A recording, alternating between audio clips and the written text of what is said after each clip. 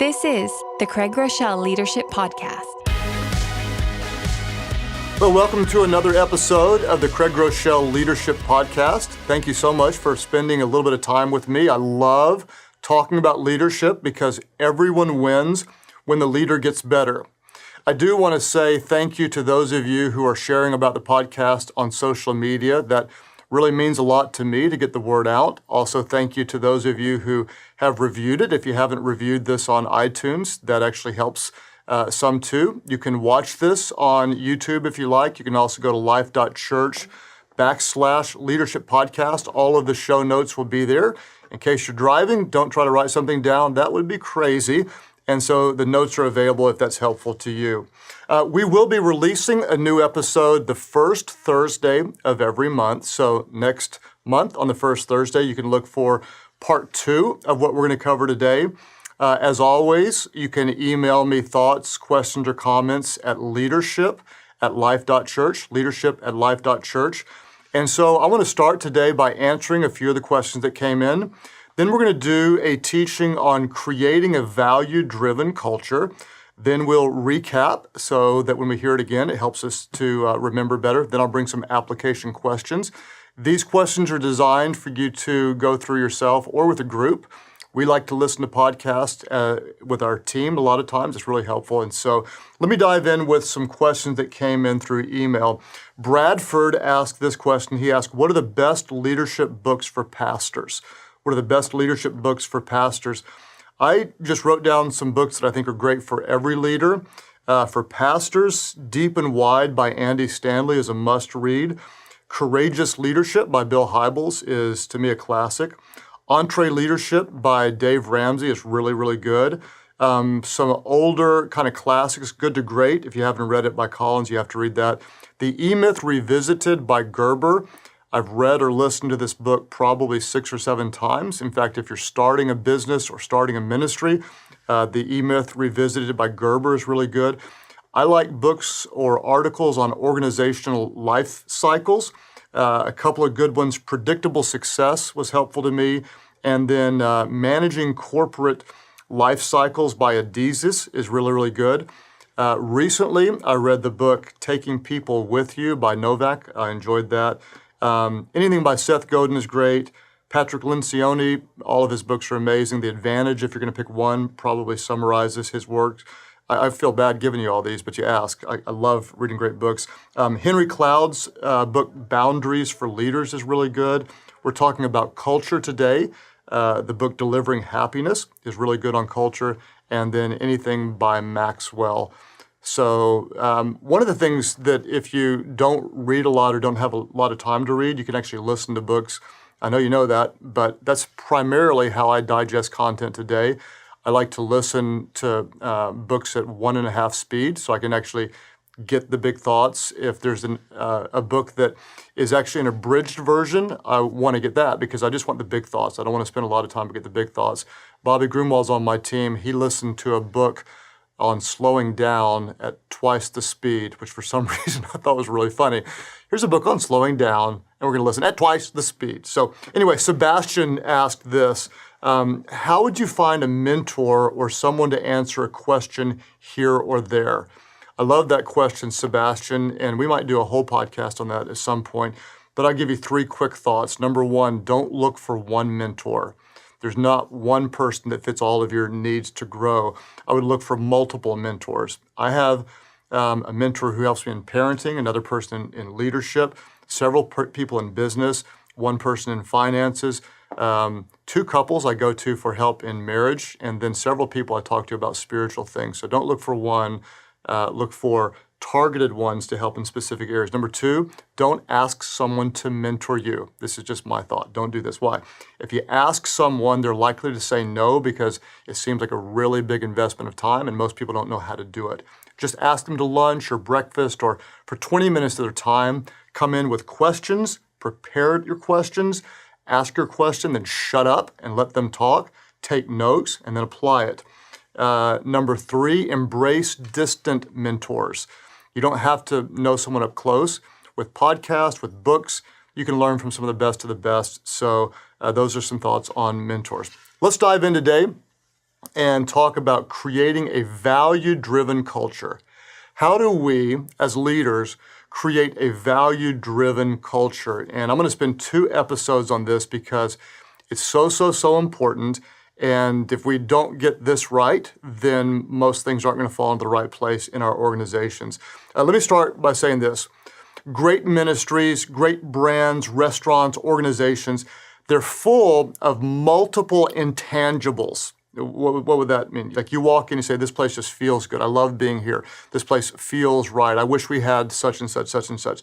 What they're really saying is they're saying this place, this store, this team, this church, this whatever has a great culture. That's what they're saying. They're saying, when I like it here, this place has a great culture. And we need to recognize that culture is more than the environment. It's more than the building. It's more than the colors on the wall. It's more than the signage. It's more than the cleanliness. What it is it's a bunch of intangibles that are created and guarded by the leaders. The culture is a mixture of the intangibles. It's the things that you can't necessarily put your finger on, but there's dozens or even hundreds of those things that are created and guarded by the leader. So here are some key thoughts that will be in the show notes. Healthy cultures never happen by accident. Healthy cultures never happen by accident. If you're a leader and you have kind of a hands-off mindset, you're not driving values deep, you're never going to wake up 3 years into and go, wow, we have an amazing culture. How did that happen? I have no idea. It doesn't happen by accident. Second thing is this. Your culture is a combination of what you create and what you allow. We could talk for a long time about this. It's a combination of what you create and what you allow. The allow is important as well because there are certain behaviors you allow, certain things you tolerate. If you allow them, that ends up inadvertently creating the culture. Your culture is a combination of what you create and what you allow. Now, the number one force that shapes your culture is your values. Let me say it again. The number one force that shapes your culture is your values. Why? Because what we value determines what we do. Or we could say what we believe determines how we behave. Your values shape your culture. I'll tell you a story. It's a little bit long, but I hope it has value. I grew up going to a restaurant that I absolutely loved. I'm not going to tell you the real name because I'm actually going to say some bad things about this restaurant. I'm going to call it Grandma's Chicken, okay? Grandma's Chicken had amazing chicken fried steak, free rolls. I love this place. I took my kids many years ago to a Grandma's Chicken. The place was so filthy, I could barely stand it. So I thought, well, maybe this is just a bad one. And so we went to another one. I'm not going to tell you what I found in my mashed potatoes. Okay? And I just determined they no longer care about quality, excellence. And so a brand that I loved and embraced, I walked away from after 2 really bad experiences. They lost that something in their culture that made them special. Okay? About that time, Chick-fil-A was a newer restaurant to me in my part of the world. I went to a Chick-fil-A, came in with all of my kids, and we were trying to order. I had 6, my kids were much smaller at the time, trying to order, and the kids are kind of running around. A lady came from behind the counter, picked up one of my kids, gave him a balloon, and said, can I go set your kid down in a high chair for you? And I'm like, oh, absolutely. You can take all of them if you want to. And we ended up ordering. They ended up bringing all this stuff out. The customer service was so extraordinary that I was looking up there at the sign of the franchise owner, and I saw the person's face. I actually saw that person sitting down with people at a table. And so I just went up to the franchise owner and I said, listen, that employee you have is so amazing. Whatever you pay them, increase it. Their customer service is extraordinary. Well, oddly enough, the franchise owner said, are you Craig Groeschel? And she said, yes, I've actually seen you at a conference teaching on leadership before, and you've impacted our organization. We read one of your books, and she said, can I give you free coupons for more sandwiches? Well, I was so moved by this that I actually went back and blogged about it, the 2 different customer service experiences. So in my research, I was just curious. We got Grandma's Family Chicken, very bad culture, bad experience. Used to be good, and it's no longer good. This Chick-fil-A, extraordinary customer service beyond anything that I would ever expect in a fast food restaurant. And so I thought, I wonder what these companies value. So just for fun, I Googled Grandma's Chicken values. And I searched the internet, and guess what I found? Nothing. Now, they may be somewhere, but they're not public, and they certainly aren't visible in the organization. I Googled Chick-fil-A's values, and here's what I saw. Putting customers first. Okay, wow, that happened. Drive to continuously improve, and excellence. And I'm sitting there going, well, that's exactly what I saw. Now, long story, and what's the point? The point is what you value determines what you do. If you value the right things, drive them deep into the culture, you can create a very special place that people love. If you don't have any values, if you don't communicate them clearly, if you don't drive them into the culture, then you're going to end up with grandma's chicken. What once used to be good is no longer good. So here's some thoughts. What we value determines what we do. What we value determines what we do. In our organizations, we value certain things.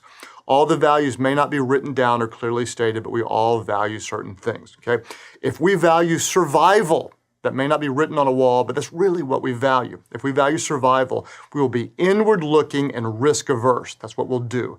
If we value tradition, we're going to focus more on the past than we do on the future. If we value growth, then we might take risks or we might invest outside of our organization. If we value excellence, we'll raise the standards, we'll evaluate everything. We're not afraid to invest money for quality. We give people honest feedback. What we value determines what we do. Now, you show me a strong, effective, growing organization, and I'll show you a group of people unified around a clearly stated set of values. The opposite is true. You show me a struggling or mostly ineffective organization, and I'll show you an organization with unclear or unhealthy values. Why? Because your culture is a result of what you value. And this is really important, if you want a different culture, change what you value. If you want a different culture, change what you value. So, let's get down to the nitty-gritty. How do we allow our values to shape our culture? We're going to talk about 5 things. We're going to cover 3 this week and then 2 big ones next week. How do we allow our values to shape our culture? Number 1, and this is kind of going to be an assignment, determine honestly what your actions say you value. Determine honestly, what do your actions say you value? Not your words, but your actions, because every organization values something. And not all values are intentional, spoken, written, or clearly articulated, but all organizations have values. And if you look at what your actions say, you might conclude, well, we value making a profit. Or you might say, we value the past, or we value the status quo. Or some leaders would have to say, we value being in control, or our reputation, our building, timeliness, customer service, a quality product, the cheapest product, whatever it is. Determine honestly what your actions say you value. And here's an important thought. There's often a big difference between what you claim to value and how you behave. You have to tell the truth. You may claim to value one thing, but your actions say that you're not telling the truth. Don't be afraid to tell the truth, even if it's painful. You might look at your organization and say, we value customer service, but we're trying to get high profit margins even if we lose customers. Your actions say something different. You may say we value employee satisfaction, and yet your actions say your employees don't have any ability to give you feedback and you've got high turnover. You may say we value excellence, but your organization is sloppy and no one seems to care. I know churches that say we value evangelism, but your actions say you're trying to keep church members happy. Determine honestly what your actions say you value. Number 2, identify the values within you or your key leaders. Okay? Whatever you lead, what you want to do is get your key leaders together and say, what do we truly value? And put that down on paper. Southwest Airlines, they value employee satisfaction. And you heard that right. I didn't say customer satisfaction, but employee satisfaction. And they mean it. They feel like if we keep the best employees and keep them happy, they'll do a great job, and that will overflow into customer satisfaction. So you determine honestly what you truly value. And there's 2 good questions that can help you get there. One is, what do you passionately love? And the other one is, what breaks your heart or makes you righteously angry? What do you passionately love? And what breaks your heart or makes you righteously angry? You may say, I love offering the highest quality of shoes, and I'm not afraid to ask for people to pay top price for it, okay? That's what you love. Or I love offering a decent quality shoes that anyone can afford, and you have to narrow that down. What do you love? What makes you crazy? You may say, I hate when people get average customer service. I want them to have the best. Or you may say, I hate when people have to wait more than 5 minutes for casual dining, whatever it is, but you're going to determine what do we love and what do we hate. For me, I love whenever we connect with people that don't like to go to church, okay? I lead a spiritual organization, and whenever people say, I'm not religious or whatever, and we connect with them and move them toward things that are spiritual, I love that with all my heart. What do I hate? I hate when anyone judges the church from the outside, turns away because they don't feel like we handle things with integrity or whatever. I hate when we waste things. So what we're trying to do is we're trying to reach people that don't go to church. We do it with integrity, do it with efficiency. That kind of sums up quickly what we value. So we're going to determine honestly what our actions say we value. We're going to identify the values within the key leaders. And number 3, and this is what you're going to do, is we're going to narrow down our values to 10 or fewer. 10 or fewer. Don't tell me you value 20 things, okay? If everything is important to you, nothing is important to you. If you say you value everything, you don't value anything. What do you value? And next week, I'm going to wrap around on some of our values, but this will give you plenty to do before the next episode. Actually, I said next week, next month. So let's review, just big thoughts. Healthy cultures never happen by accident. Your culture is a combination of what you create and what you allow. The number one force that shapes your culture is your values. Why? Because what we value determines what we do. Your values will shape your culture.